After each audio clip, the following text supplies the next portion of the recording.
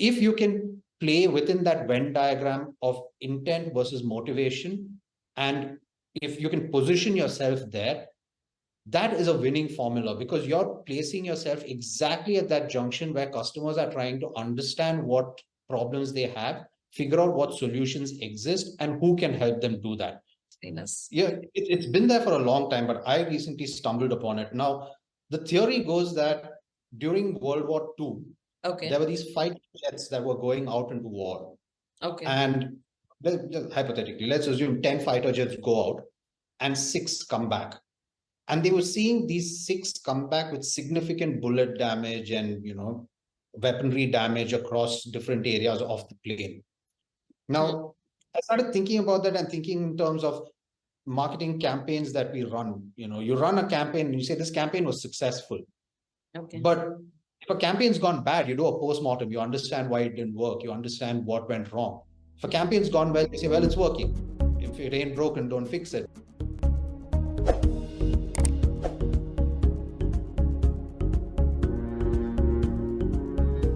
Hi everyone, this is Deglina, welcoming all of you once again to another enriching episode, and get ready for an inspiring episode on Icons Behind Brand, featuring our next guest, Dynamic Head of Marketing at Amnic, Mr. Abhilash Kumar, a B2B SaaS marketing leader and award-winning marketing professional.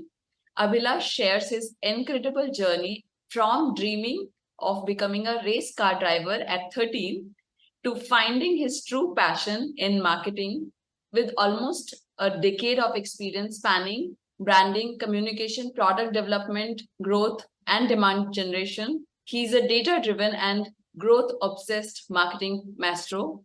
Join us as Abhilash reveals his top achievement, including leading a zero-budget campaign to multi-dollar success and transforming brands. So, as I welcome Mr. Abhilash Kumar here, a warm welcome to you, Abhilash. Thank you so much, Devlina. Let's talk about from the domain where you belong. Okay. Before we get into that, Abhilash, if you just connect the dots with, a little about your background and a quick journey. So I think that would really build the context for today. I started my career as a PR professional.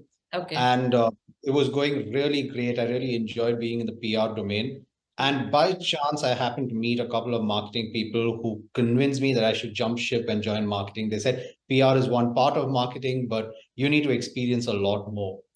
Oh. And I moved into marketing very quickly. They brought me in, to kind of start and set up their whole PR engine. But very quickly, we realized that we need to scale up very fast. And at that point, inbound marketing was the in thing. Everybody wanted to, get into inbound. HubSpot had made it a huge deal. Everybody knew what inbound is, but people were still trying to figure it out. And I invested myself and my, organizational resources and the learning capabilities and everything into inbound. Okay. So we managed to scale an inbound engine very quickly. I went on to lead, the inbound practice as well as the content marketing practice. Eventually, I moved from there into roles that became more full-fledged marketing, where I took on roles like being a director of marketing, starting organizational brands from scratch, building demand, building their presence in the market, partner marketing. And that journey has brought me to where I am today. Super. So let's talk about, from your domain, if you help us understand about, what emerging marketing technologies or channels do you believe that will have the most significant impact on B2B marketing and in the near future, and how are you preparing for them? So B2B marketing is something where I feel very fascinated, and I would always love to talk about that. If you help us understanding that, Abhilash. Interesting. The traditional AID funnel that you had, the awareness, interest, decision funnel, AID now has a new meaning, especially in terms of emerging technologies as well. Right. So if you take artificial intelligence today is governing most of what we do. You see any technology that's coming up to you, anyone who's trying to sell something, there is an artificial intelligence component attached to it. And if you're able to tap into that successfully, or if that really offers you a promise of being able to deliver more than what conventional marketing tools have done, there is a lot of potential to be able to scale and build your business there. Like Gen AI is the current buzz. Everyone's talking about Gen AI. Right. Nobody is, it's probably the technology that has revolutionized us in the last decade and maybe even the next decade. Mm-hmm. But how are people tapping into Gen AI? Can you use Gen AI to be a co-pilot and run with you through your marketing efforts? Do most of your heavy lifting so you can bring in the strategy, marry the two together so that your work, your efforts become much lesser, but then you're also accelerating your time to market. So artificial intelligence plays a huge role. When you look at intent is another huge part of how you need to govern your marketing strategy. If you can play within that Venn diagram of intent versus motivation, and if you can position yourself there, that is a winning formula, because you're placing yourself exactly at that junction where customers are trying to understand what problems they have, figure out what solutions exist, and who can help them do that. Now, the last one ties back, which is the D, it ties back to things that have been done already. And I would like to call that like direct marketing or direct connections. How do you build interpersonal connections with people?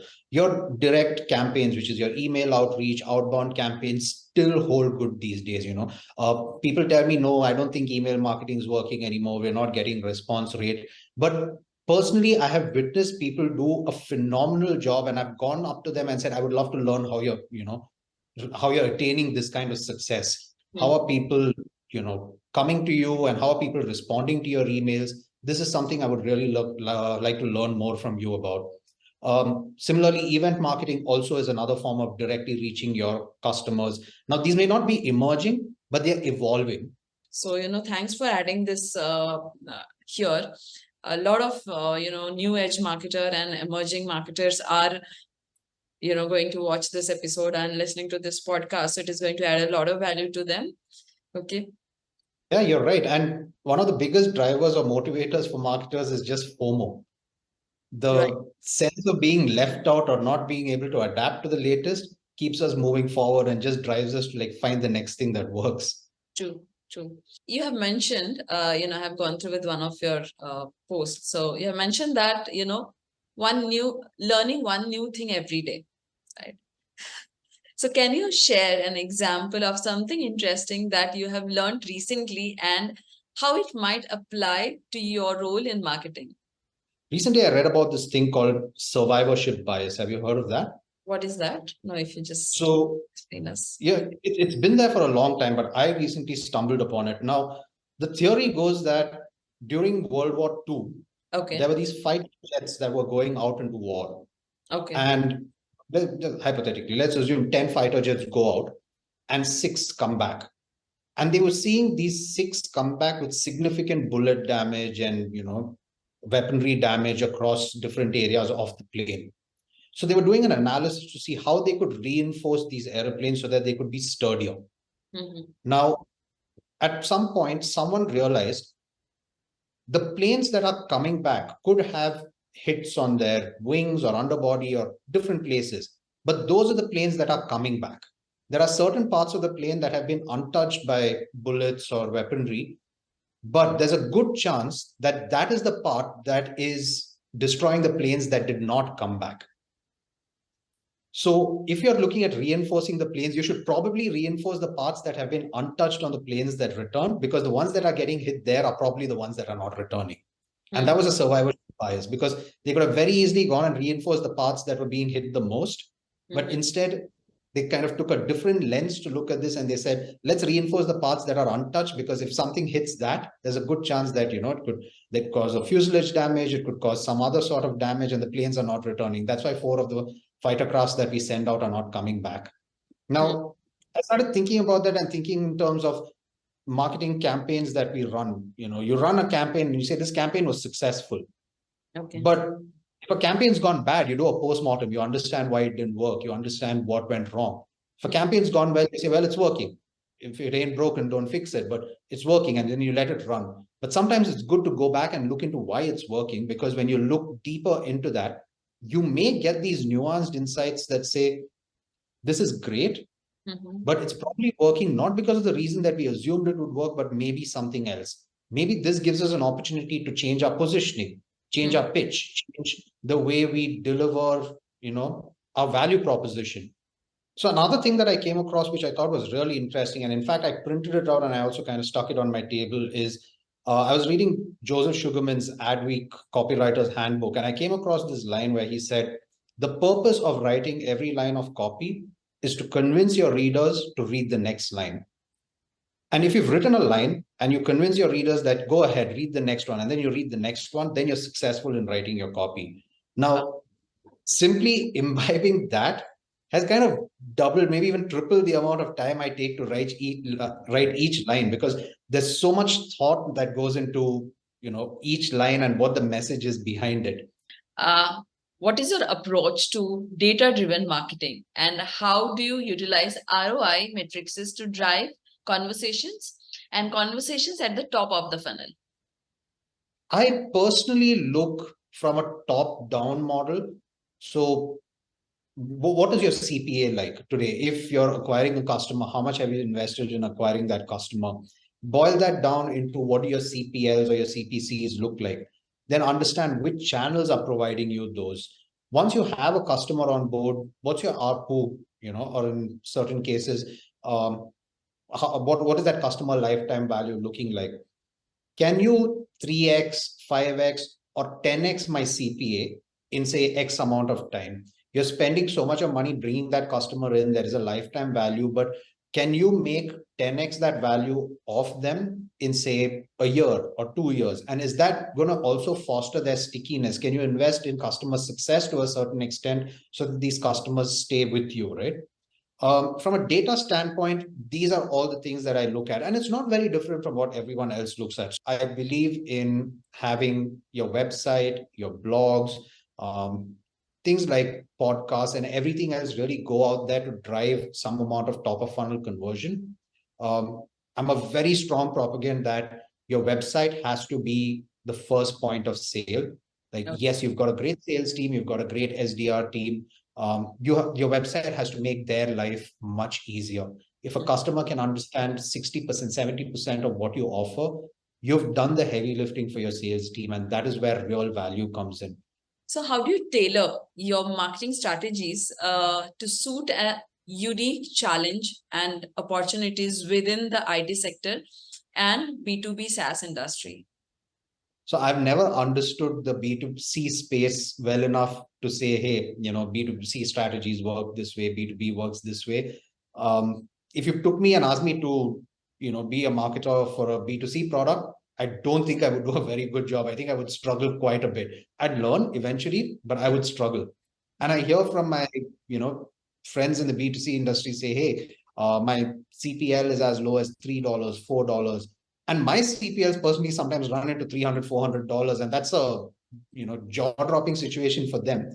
And it's envious for me because I would love for my CPLs to be $3 to $4, but there's no tailoring that happens there. See, think of it from a lens of what value can I add, to my customers or to the people that I'm reaching out to. What value can I add that will bring them their next promotion, their next big pay bump, internal recognition within their organization?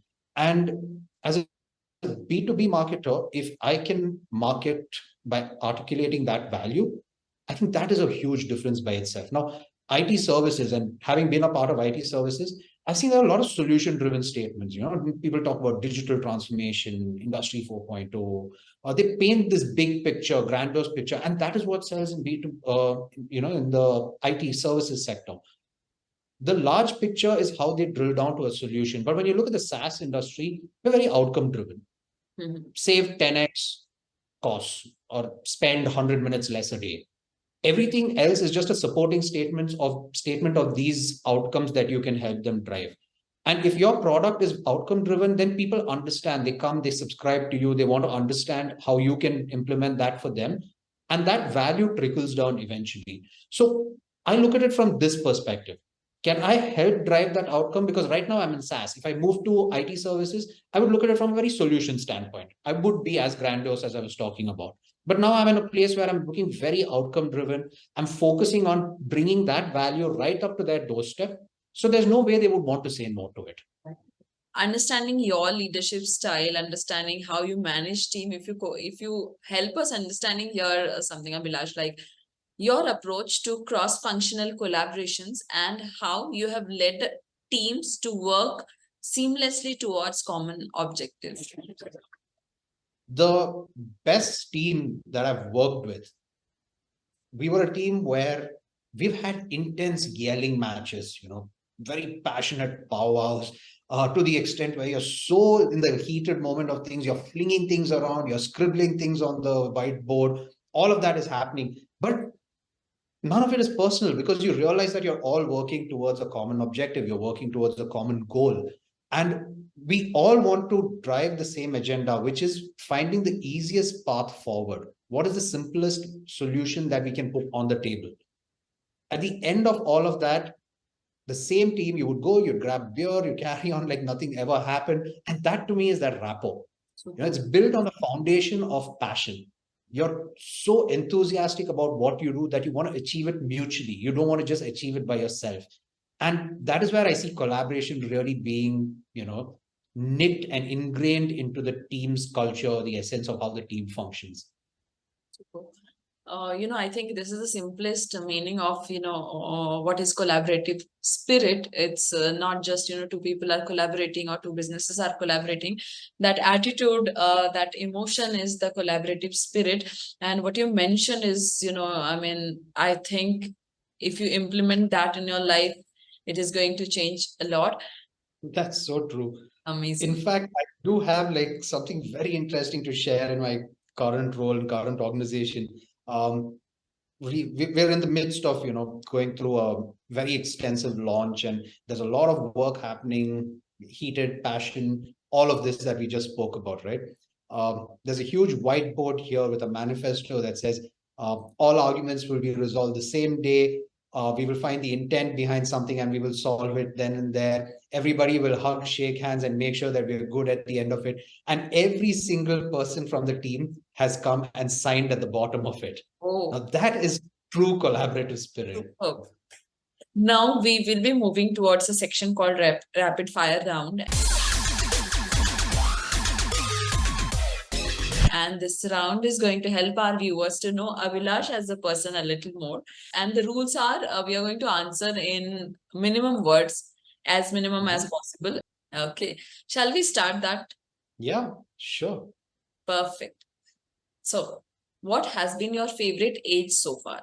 25, 26. I think that was an era of learning for me. It was a very eye-opening period where I just picked up a lot of new things and honed my skills in a bunch of trades that I never knew before. What is your favorite work memory? One of the organizations that I was working with was undergoing an acquisition, and we were in the midst of what happens during every acquisition. There are PRs that need to be built out. The website needs to be revamped. Landing pages need to be built. You're prepping for analyst briefings. There are core marketing assets that are being created and everything. And the announcement for the acquisition was supposed to happen 2 days prior. Now, as you know, with marketing, nothing goes live until 1 minute later. But we were still pushing ahead and searching ahead, saying, oh, we've got 48 hours. We can make this happen. Ironically, the news broke about 18 hours earlier. So one of the media outlets just kind of got wind of this and they leaked the news about 18 hours earlier, which gave us a 6-hour window. Okay. That is between that night and 6 a.m. the next morning, where we had to get everything together. It was one of those few incidents where the entire team came together, pulled overnighters, overdosed on coffee, just munching on snacks to keep us going, like high dose of just sugar to keep us going through the night and get everything up and running. And again, brilliant team that I worked with. Everybody pulled their weight together to make this happen. And whatever was supposed to go live 48 hours later, everything was accelerated to a period of 6 hours. Favorite memory ever, because that was the zip file. Go back, I would go back to do that all over again. Wow. What advice would you give to an employee on their first day of work? I like to tell people, don't let your first day feel like a first day. You know, you're joining a new organization, you have a 2 month runway during your notice period or so. Start early, get to know the team, get to know the role, get to know what the company does, get to know the offerings, the products, spend time with the people, really go deep into what you're getting into. If you could not work in this industry, what profession would you pursue? Probably be a race car driver, a pilot, or maybe a chef. I'm passionate about cooking and I'm big about Southeast Asian cuisine. So yeah, maybe a chef also. Super. When are you most productive? I'd say between 6 a.m. and 8 a.m. What would you change about yourself if given a chance? Don't be afraid of going and asking for anything you want, and don't be worried about rejection. What advice would you give to your younger self? So I read this thing which said, if you're the smartest person in a room, you're probably in the wrong room. Amazing. With this, now we are out of the rapid fire round. And before we wind up this conversation, I want you to talk for our viewers. Many people, they are aspiring to become a marketing professional. So what is your message for an aspiring marketing professional? Become one. Marketing is one big party where your audience are your guest list, and you're just trying to make that party so entertaining for them that you want them to go back and say, I had such a blast. Whether you sell the product and they had such a blast, you sell your offering, they had a great time, but it's just one big party. And you're the host, and you're going to have the most fun being the host. Oh my God, this is amazing, Abhilash. Marketing is a party, and you're the host, and just go enjoy your time, and your guests are waiting for you. You know, you need to do a lot of things. It cannot be better than something like this, which you just shared, Abhilash. So it's amazing. And thoroughly, we had amazing conversation, great analogies, and great thought process today. Thank you so much. I had a great time speaking with you as well today. Thank you for having me. Thank you. So, business folks, how was the video? I'm sure कि आपको ये video बहुत ही insightful and informative लगा होगा.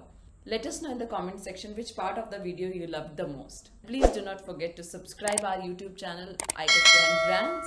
That's all for today. I'm Devlina Nyogi, signing off until next time.